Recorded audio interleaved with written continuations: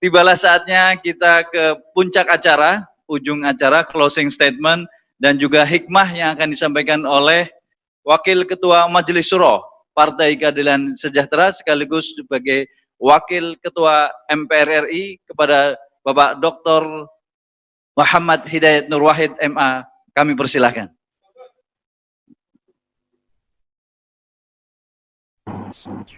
Bismillahirrahmanirrahim. Assalamualaikum warahmatullahi wabarakatuh. Selamat malam dan salam sejahtera untuk kita semuanya. Yang kita doakan dan kita hormati para tamu-tamu kita, para tokoh-tokoh yang tadi telah memberikan masukannya, sarannya, kritikannya, harapannya yang begitu luar biasa.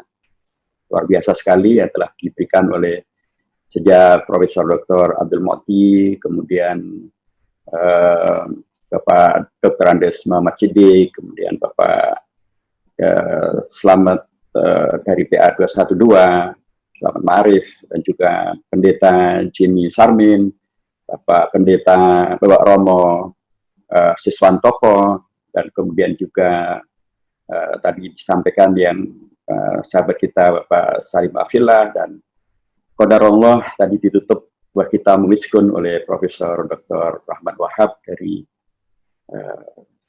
kawan-kawan kami, saudara kami dari KKNU, dan semuanya memberikan sebuah mozaik yang luar biasa dengan tadi diawali oleh sambutan dari Presiden Partai Keadilan Sejahtera. Yang saya hormati karenanya juga adalah Ketua Majelis Syuro kita dan seluruh pimpinan daripada Partai Keadilan Sejahtera dan seluruh jamaah anggota Partai PKS maupun juga simpatisannya yang malam hari ini bersama-sama kita semuanya bersyukur kepada Allah Subhanahu wa taala atas kemerdekaan yang telah juga Allah karuniakan kepada kita semuanya, dan tasyakuran kita malam hari ini luar biasa.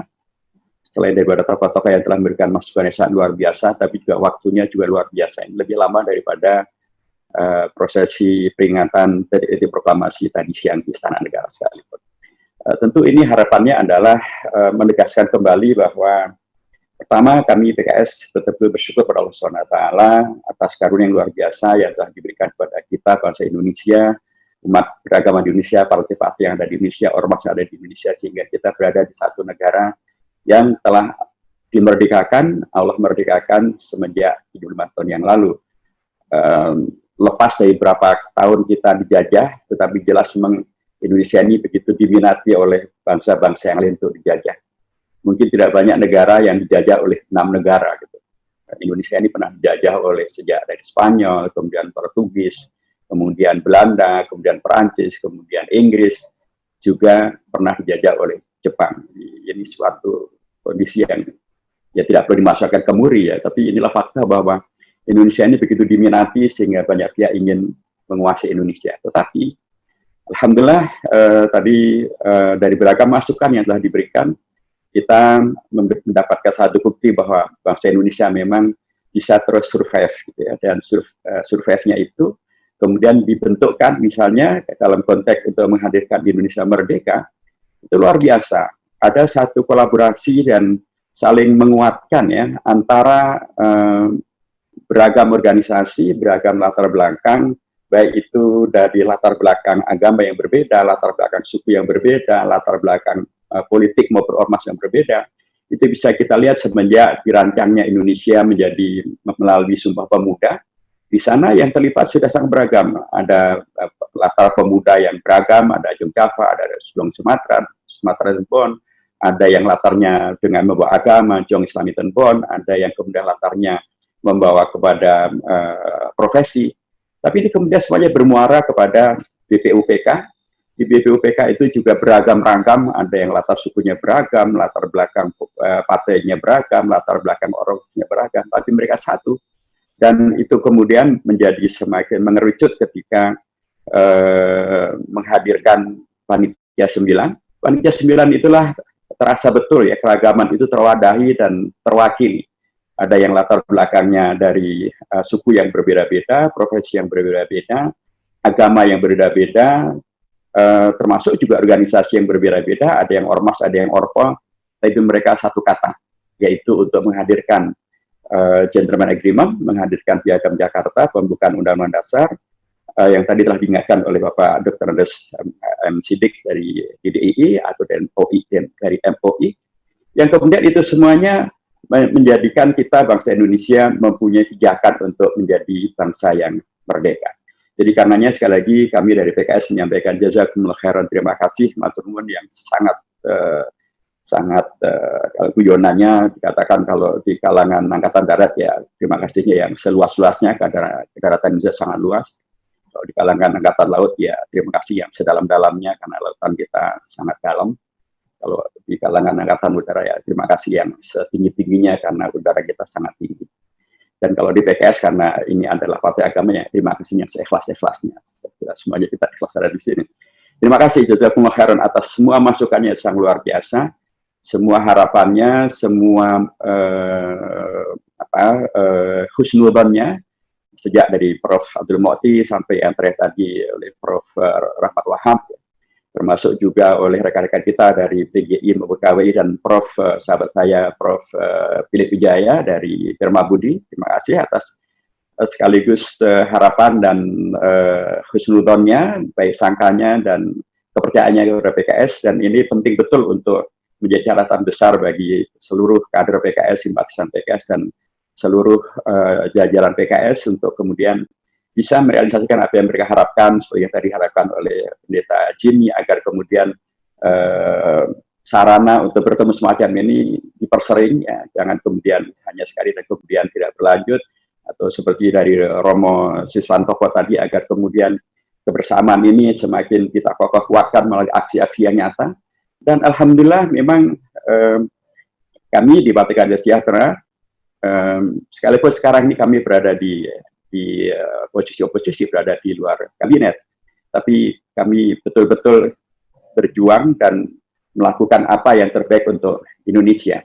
Ya, terbukti bahwa insya Allah apa yang tadi menjadi harapan dari Prof. Rahmat Wahab itu terus kita kerjakan. Kemarin sekalipun kita berada di luar kabinet, tetapi alhamdulillah PKS melalui arahan daripada Presiden Partai, seluruh kadernya, seluruh simpatisan dari pusat sampai ke daerah, untuk membantu saudara-saudara kita yang terkena COVID-19, kita bisa mengumpulkan dana tidak kurang dari 90 miliar 700 juta rupiah untuk kemudian dipergunakan sebagai bantuan sosial, membantu saudara-saudara kami yang terkena COVID-19, baik itu para dokter, perawat, terkena PHK, rekan-rekan pekerja, rekan-rekan buruh, termasuk rekan-rekan pelajar. Tadi dibuat satu program untuk kemudian memberikan pulsa gratis ya, kepada para pelajar kita, termasuk juga ini untuk pendeta dan romo kita. Kemarin ketika ada program untuk melakukan disinfektanisasi, maka kader-kader PKS bukan hanya melakukan disinfektanisasi itu untuk masjid maupun musola, tapi juga dilakukan untuk ada vihara, ada gereja, ada kelenteng, baik itu di Jawa, di Sulawesi, di Kalimantan, itu semuanya dilakukan. Sekali lagi ini hanya menegaskan kembali bahwa PKS, sekalipun dia berada di luar kabinet, sekalipun dia tidak berada di dalam pemerintahan, tapi bukan berarti dia memusuhi Indonesia, dia memusuhi negara. Dia bersama dengan Indonesia, dia bersama dengan negara.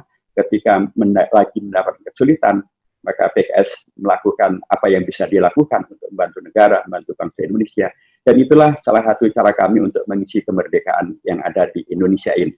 Dan ini sesungguhnya, kalaupun itu kami lakukan, itu hanya melanjutkan dari apa yang telah ditradisikan oleh para bapak-bapak bangsa dulu, para pejuang-pejuang bangsa.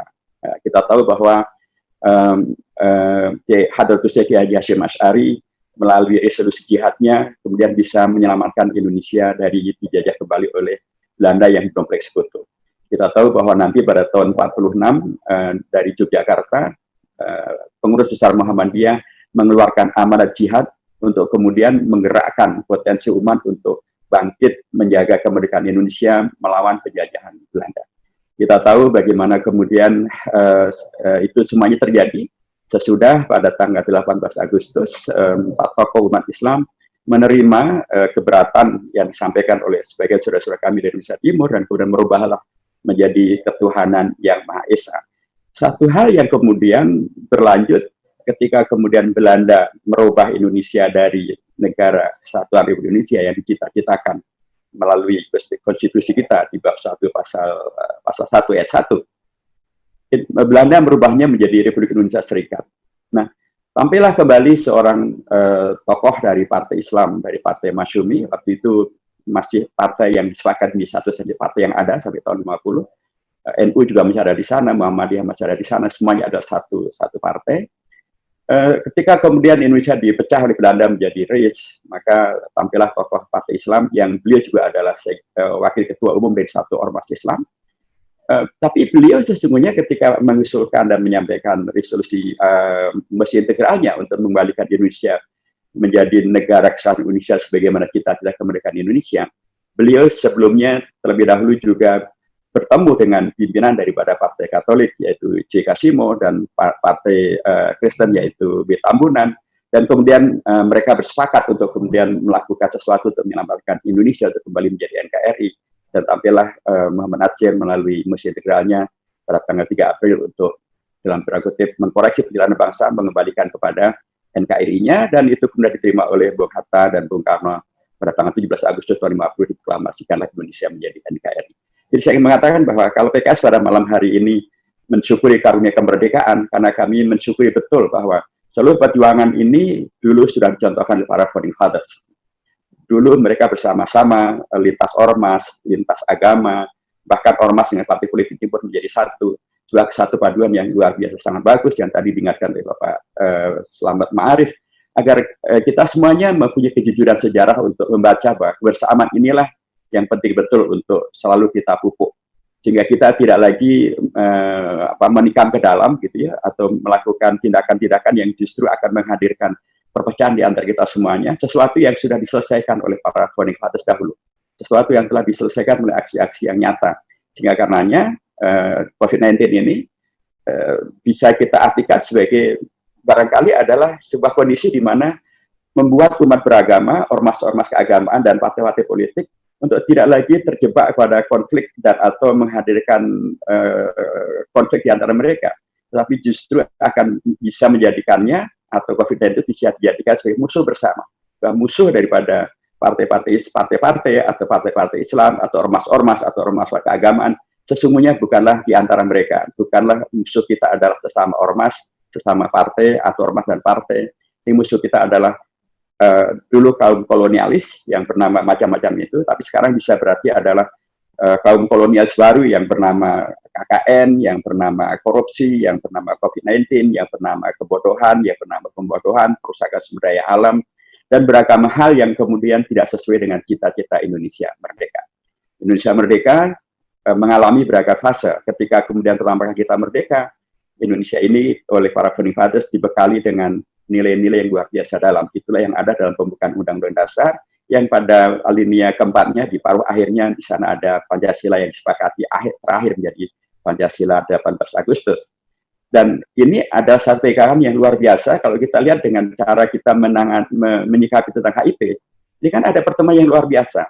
Ormas-ormas keagamaan semuanya satu kata dalam deklarasi yang mereka sampaikan di PP Muhammadiyah, tadi diingat oleh Prof. Abdul Mu'ti. Mereka satu kata menolak atau meminta agar rancangan undang-undang itu ditunda atau bahkan ditolak atau dihentikan. Karena memang terjadi nilai-nilai yang kemudian tidak sesuai dengan apa yang dulu disepakati para founding fathers. Dan sikap itu ternyata sepenuhnya sama dengan apa yang dipikirkan, diperjuangkan oleh Partai Keadilan Sejahtera di parlemen. Jadi saya mengatakan bahwa ada kondisi-kondisi di mana kita semuanya bisa menyatu ketika kita bicara tentang bagaimana cita-cita kemerdekaan itu kita selamatkan, untuk kemudian karenanya kita mengisi kehidupan berbangsa dengan cara-cara yang sesungguhnya semuanya adalah sesuai dengan cita-cita Indonesia merdeka. Karena berikutnya kita akan tahu bahwa ada cita-cita yang sifatnya temporer. Ketika Orde Lama jatuh, kemudian muncul Orde Baru, cita-cita waktu itu tuntutannya adalah tritura, tuntutan rakyat itu. Ada terkait dengan masalah pembubaran PKI, terkait dengan pembubaran kabinet, dan terkait dengan penurunan harga-harga. Ketika kemudian Orde Baru jatuh, kemudian muncullah reformasi, tuntutannya ada 6. Tuntutannya tentang masalah demokratisasi, pemberantasan KKN, terkait dengan masalah amandemen Undang-Undang Dasar, kebebasan pers, dan lain sebagainya itu, nilai-nilai yang secara konstitusional yang paling kuat sesungguhnya adalah yang ada di dalam pembukaan Undang-Undang Dasar, karena itu disepakati oleh MPR sebagai sesuatu yang tidak bisa dilakukan perubahan. Jadi saya ingin mengatakan bahwa untuk kemudian mensyukuri karunia Allah menarik kemerdekaan di Indonesia, ke depan ini kita tetap punya pegangan. Pegangan itu ada dalam pembukaan Undang-Undang Dasar, dan itu dahulu oleh para founding fathers setelah disepakati, dan MPR pada periode terakhirnya sebagai lembaga tertinggi negara 1999-2004 menyepakati bahwa ini tidak bisa dilakukan perubahan. Bagi kader-kader PKS, karenanya apa yang tadi telah disampaikan oleh para tokoh-tokoh kita menjadi satu yang amat sangat jelas bahwa di sana ada harapan, di sana ada husnudzon, di sana ada kepercayaan, tapi sekaligus itu semuanya menantang bagi PKS untuk istiqomah, sebenarnya diingatkan oleh para tokoh kita tadi, agar semakin banyak membuka diri dan berkomunikasi dan bekerja sama, agar semakin mampu untuk memaksimalkan sumber daya alam, sumber daya manusia yang dimiliki, agar semakin betul-betul menjadi rahmatan lil alamin, tapi juga menjadi rahmatan lil Indonesia, rahmatan untuk semuanya, dan itulah yang sesungguhnya menjadi cita-cita daripada Partai Keadilan Sejahtera. Terakhir sekali, jamaah dirahmati Allah Subhanahu wa taala, sekali lagi kami menyampaikan terima kasih kepada pimpinan PKS yang telah menyelenggarakan acara ini, dan acara ini adalah kelanjutan daripada apa yang sudah selalu dibuat oleh PKS, dan apa yang tadi disampaikan oleh para tokoh kita memberikan konfirmasi bahwa apa yang dilakukan oleh PKS sangat selayaknya untuk dibesarkan, diluaskan, dikomunikasikan sehingga tidak terjadi salah paham, sehingga tidak terjadi gesekan-gesekan, karena sesungguhnya orientasi PKS sekalipun dia partai politik, insya Allah Prof, orientasi kita bukanlah menguasai, orientasi kita adalah juga berkhidmat, melayani. Dan melayani itu adalah bagian dari yang sudah disepakati untuk menjadi visi daripada Partai Keadilan Sejahtera. Kita ingin yang melayani, kita ingin membersamai seluruh ormas, seluruh partai-partai, seluruh potensi ada di bangsa ini, untuk kemudian betul-betul bisa menghadirkan Indonesia yang kita syukuri kemerdekaannya, karena kita yakin dalam konteks agama kita, yang namanya syukur itu adalah menghadirkan karunia Allah yang berkelanjutan, la in syakartum la azidannakum wala in kafartum inna adzabi lasyadid. Kita tidak ingin menghadirkan kekufuran yang akan bisa menghadirkan azab yang tidak akan membawa kepada solusi yang kita inginkan. Terakhir sekali, karenanya mudah-mudahan apa yang kita lakukan pada malam hari ini betul-betul menjadi sejarah untuk mengisi kemerdekaan Indonesia dengan semangat kesyukuran, semangat kebersamaan, semangat saling mendukung, saling menolong, saling berkhidmat, saling memberikan apa yang kemudian bisa kita sumbangsihkan yang terbesar bagi sesama kita rakyat Indonesia maupun rakyat kita dengan negara kita Indonesia ini, dan supaya dengan cara itu maka apa yang menjadi harapan dari seluruh tokoh tadi akan bisa kita laksanakan dengan sebaik-baiknya melalui forum-forum ke depan dengan ormas-ormas Islam, dengan ormas-ormas Kristiani, Buddha, dan dengan ormas-ormas keagamaan yang lainnya, dan dengan seluruh potensi yang ada di Indonesia. Saya kira yang dihusnudorkan oleh Prof. Wahab dan Prof. Ahmad Wahab dan juga para tokoh-tokoh kita yang lain tadi ada sesuatu yang memang selayaknya oleh PKS betul-betul diseriusi untuk kemudian dilaksanakan, untuk kemudian bisa menghadirkan Indonesia yang betul-betul baladatun thayyibatun wa rabbun ghafur. Indonesia betul-betul menghadirkan realisasi daripada cita-cita kemerdekaan Indonesia sebagaimana yang ada di dalam pembukaan Undang-Undang Dasar, dan di sana ada Pancasilanya, dan bagi PKS itu semuanya sudah selesai sebagaimana dinyatakan oleh Kiai Haji Hilmi Aminuddin almarhum ketika beliau menyatakan bagi PKS yang menamai Pancasila itu sudah selesai. Yang diperlukan sekarang adalah bagaimana kemudian mengamalkan Pancasila, diperlukan fastabiqul khairat mengamalkan Pancasila, berlomba-lomba dalam kebajikan, membuktikan bahwa kita melaksanakan Pancasila yang paling baik dan paling banyak, dan itu harus selalu kita komunikasikan, dan dengan cara itu mudah-mudahan sekali lagi apa yang kita harapkan bahwa ada sinergi besar dari seluruh komponen bangsa untuk mensyukuri karunia Allah kemerdekaan Indonesia ini menuju pada 100 tahun Indonesia merdeka akan bisa dikerjakan dengan sebaik-baiknya. Barakallahu fikum wa jazakumullahu khairan katsiran wa billahi taufiq wa nasrun min Allah wa billahi taufiq wal hidayah. Wassalamualaikum warahmatullahi wabarakatuh.